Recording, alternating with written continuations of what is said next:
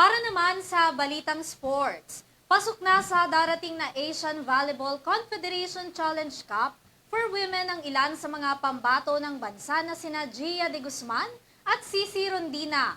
Ang iba pang detalye sa balitang sports, hatid sa atin ni Angelica Galvez.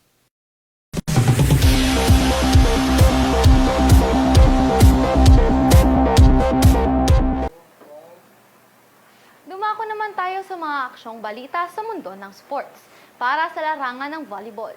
Laban para sa bansa.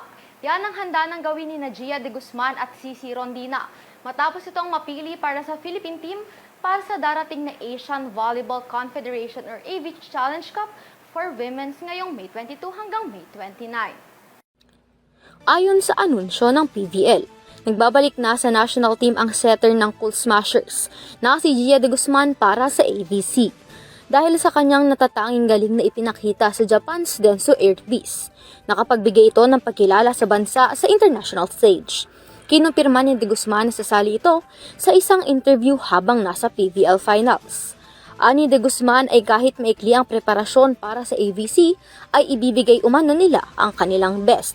Excited na rin umano itong lumaro para sa bansa.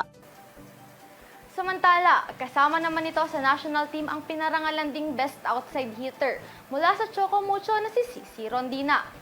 Bigo mang maiuwi ang championship title, ay hindi naman ito na bigong makapasok sa national team. Ani Rondina, hindi niya pwedeng tanggihan ang AVC, lalo pa at Pilipinas naman ang dadalhin niyang pangalan rito. Hiling rin ito na magkaroon agad sila ng chemistry ng kanyang mga ka-teammate. Sa kabila ng kabiguan laban sa Creamline, sa isang kapanapanabik na 5-set encounter, ang kanyang individual na galing ay nagpakita matapos itong makakuha ng kahanga-hangang 31 points na may kombinasyon ng mga lethal attacks, mga crucial blocks at stellar defense play. Habang naghahanda si Rondina na magsuot ng pambansang kulay, ang kanyang paglalakbay ay nagpapakita ng katatagan at hindi natitinag na pangako sa mga atletang Pilipino sa international na entablado.